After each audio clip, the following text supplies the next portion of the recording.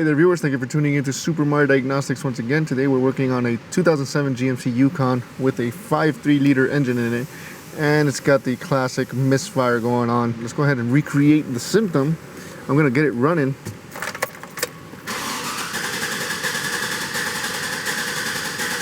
And it does not sound good. I'm going to have to hit the gas a bit. And it stalls. It must be pretty bad.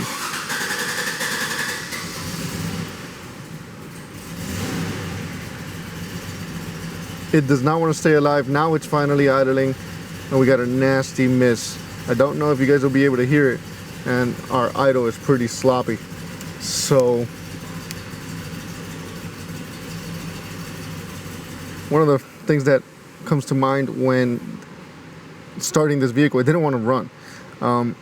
In my experience, a leaking intake valve would usually cause a low compression, obviously, and on top of that, a skewed reading to the MAF or the map.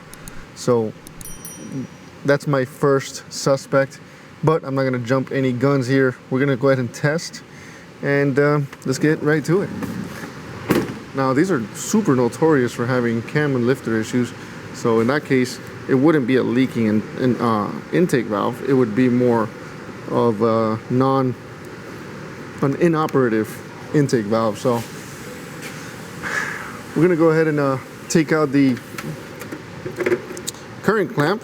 We're going to do an RC test, and these are a wire type setup, so we are going to use a secondary ignition clamp, and I'm going to get my Pico scope started. And we're going to also look at service information. I already have it pulled up by VIN, but I haven't looked anything up yet. And I want to look at the firing order. I don't memorize firing orders. We got our firing order right here. 1872 65 43. Now, scan revealed a 7 and 8 cylinder misfire. I don't know if it's both of them. It sounded like one cylinder was down, but we're going to see.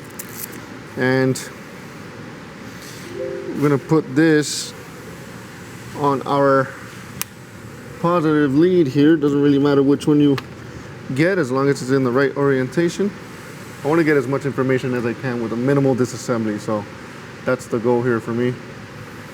Our second channel is going to be our secondary amp clamp. I'm sorry, secondary ignition clamp. Like I said, I don't memorize this stuff, but according to all data, our cylinder number 1 is right here. We're going to go ahead and hook that up. All it is that I'm putting the clamp around the ignition wire, the secondary ignition wire, and I'm grounding it in order to protect the scope. So what I'm doing is a synced relative compression test.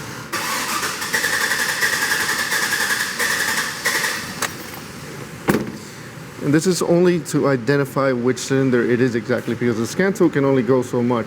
It's telling us that it's 7 and 8, but we know better. We put a scope and we find out which one it is exactly, and when we are synced to number 1, it looks like it's our cylinder number 8. Now that doesn't look too good. Cylinder number 8, we know which one it is exactly. Now, do we do a leak down? Do we do compression testing? Do we go in cylinder? So in cylinder is great for finding a compression issue, but to find out where it's going, it's not so great. That takes a lot more skill. I'm kind of wondering whether I should go and just do a intake pulse test. It's super easy, and it tells me if it's coming out of the intake, and I can tell if the exhaust is stuck closed, which I doubt, because I don't see a rise in amperage. If the exhaust valve was stuck closed, you would have 2 cylinders that are closed valves rising at the same time. You have almost double the amperage for that particular event. So I don't think this is a stuck closed exhaust.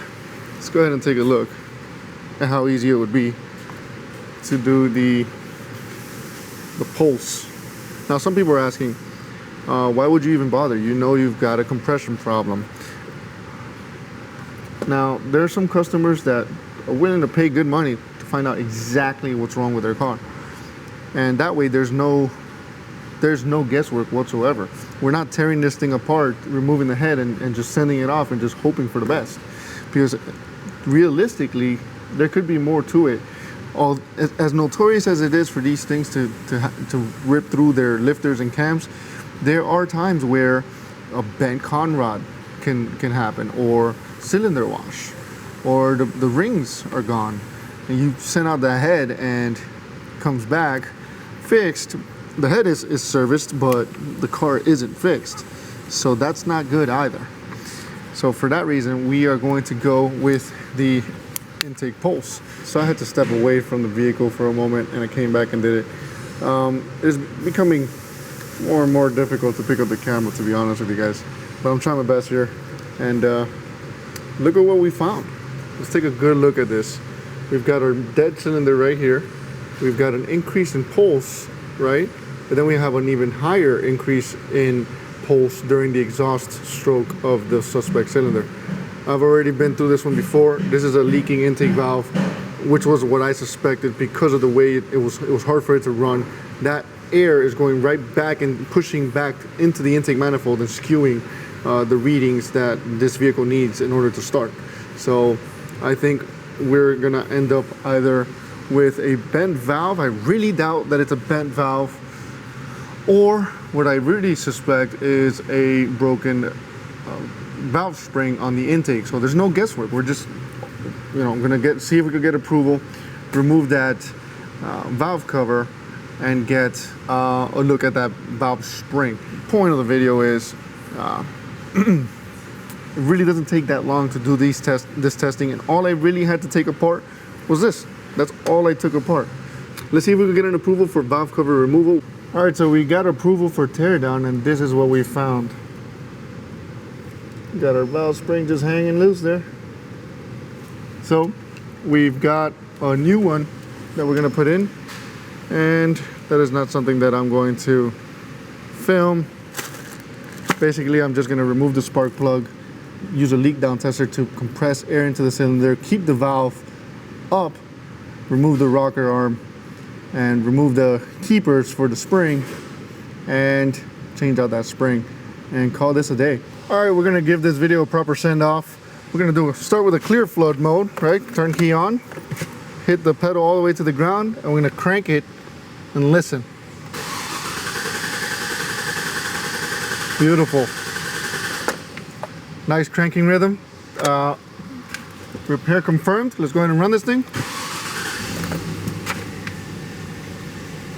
Beautiful idle. And no misfires. You gotta check engine light for knock sensor code. That's under the manifold and nothing to do with what we did. Whether the customer will address it or not, we don't know yet. But for the sake of this video, we are done. Thank you all for taking the time to watch. Hope you all find this information useful. The importance of scopes, testing, and justification, deduction, reasoning, all that stuff, comes into play and can really assist you in the bay. There's nothing wrong necessarily with, like, if the public is watching and the shop tells you, oh, we got to take out the valve cover to find out what's going on. That's not necessarily wrong on these engines, because that happens, but you can see the drawbacks to that. They might, we might be taking the cover off and then finding nothing, finding that there's a lower end issue. So that's the whole point of the video. We test, we justify the need for disassembly, we get the approval, and then we know what to look for, as opposed to opening up something, charging the customer for that to find out to see what we find. But a lot of times we get lucky, sometimes we don't, and that's where it hurts everybody. It doesn't just hurt us as technicians, that hurts everybody. When you tear something apart, you tear apart a valve cover, and there's a lower end issue, and the customer says, well, I can't really do the whole engine. So that's a whole nother can of worms. But thanks for watching. I'll catch you all on the next one, and till next time.